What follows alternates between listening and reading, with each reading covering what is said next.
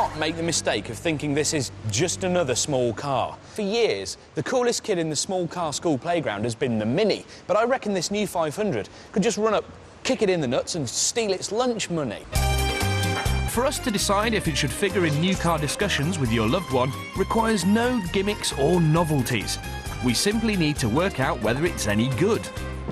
Let's start with the design. Now, I happen to think that it looks pretty damn good. Bit of retro here, bit of modern there, bit of visual froth for everybody. Mind you, we shouldn't be that surprised that this looks the way it does, because the bloke that added the finishing touches to the 500, well, he also drew the Mini. The 500's credentials aren't just skin deep. Underneath the bulging bodywork hides the chassis from the Fiat Panda. The Panda is one of the outstanding small cars currently on sale. Gotta say, first impressions are pretty good. Gearbox and clutch, all brilliantly light, easy to use. It makes it a dead simple bit of kit to pilot through cities. And it's got enough go, listen, to put you in a naughty frame of mind. This is a car not for going absolutely fast, but a bit of mischief-making doesn't go awry. Mind you, it's not what you call, I don't know, overtly sporty. The Mini feels a lot more darty. And in the 500, because the seat's quite high, you don't get the feeling that you're in a big go-kart like you are in the Mini. To begin with, there will be a 1.2 petrol, a 1.3 diesel, or like we've got here, a 1.4 litre petrol with 100 horsepower.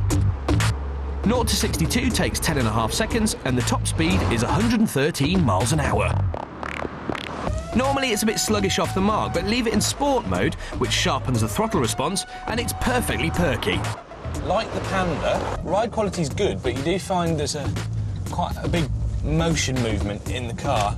The bumps are well damped, but you still find it bouncing around a little bit. Now, I quite like that in this city car, because you start chucking it around, and it's just funny, it just makes you laugh.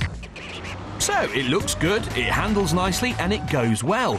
But I've kept the real treat a secret from you. Acres of grey plastic are a dead giveaway in small cars. They make them feel cheap. But in this 500, it's brilliant. Big swathe of body-coloured dash. All of these stalks and things feel really chunky, feel like from a really expensive car. Even this hazard light looks like a little jewel mounted in the dash.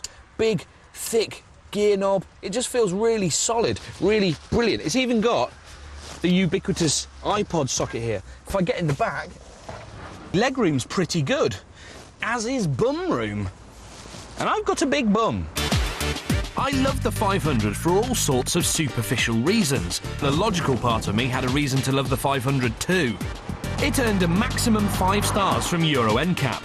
Where the Mini's starting to wear me out with its ubiquity, the 500 feels fresh, like it's got some flair. Next year's going to be a very bad year to be a Mini dealer.